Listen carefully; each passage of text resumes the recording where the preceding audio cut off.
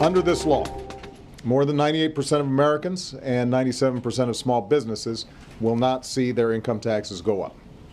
Millions of families will continue to receive tax credits to help raise their kids and send them to college. Companies will continue to receive tax credits for the research that they do, the investments they make, and the clean energy jobs that they create. And you heard President Obama. That was President Obama from last night. For most of you, your income tax rates are not going to change. Payroll tax, obviously a different story. But for most of you, your income taxes won't change. But if you're in that lucky 2% of high wage earners, you are going to see changes. Laura Saunders is here to run them down. You've been working overtime lately, haven't you? I certainly have. Yeah. So has Congress. Right. No. Yeah. Well, thank God. Huh? Okay. So you wrote a story talking about the changes to high income wage earners. Let's run down what those changes are. What's the single biggest change in this bill? Well, they're not just changes to high income wage earners, but to high income people. Right, because right. On both wages and investment income tax, we have a new bracket. It kicks in. The top rate is 39.6%, as it was in Clinton. It's the first rate increase like this in 20 years. Yeah. And it kicks in at $450,000 of taxable income for couples right. filing jointly, and at 400,000 for single. Right, Exactly.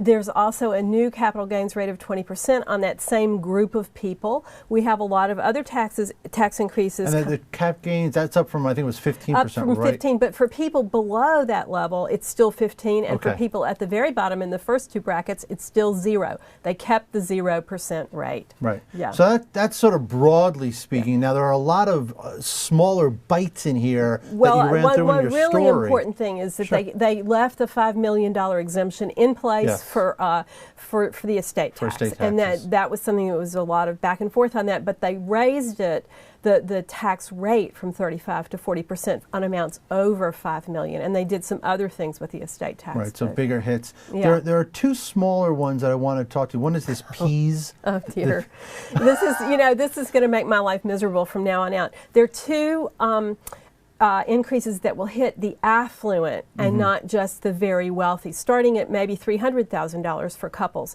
And one is a personal exemption phase out. Right. They will take away the value of your personal exemptions, and that could be a lot if you have a lot of children, because last year it was $3,800 per individual.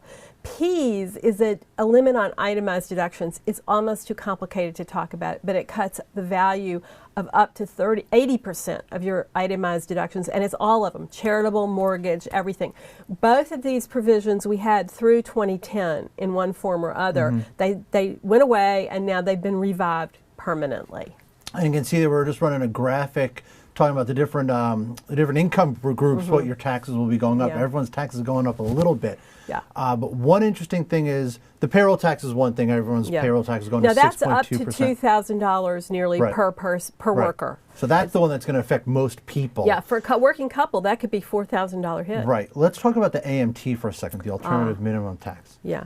Well, the AMT was threatening to derail the whole process and derail the tax filing season, and that has been rescued. They have permanently indexed it for inflation so that it will hit around 4 million people, not 34 million people. So they made a problem go away with that one. The AMT is still around. It's still going to be a problem. And how it interacts with PEPs and Ps is just, we don't know yet. Yeah. But there's going to be a lot of interplay between provisions for people making between $250,000 and $500,000. Now, I would imagine for accountants, this is going to be a particularly busy tax season.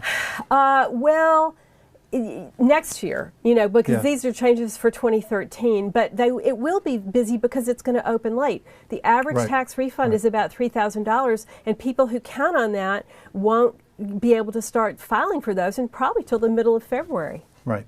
All right, Laura Saunders, thank you very much. Let you get back. I know you got another story to write about That's taxes. right, exactly. Read them. Right. All right, Laura Saunders, Thank thank you. you very much.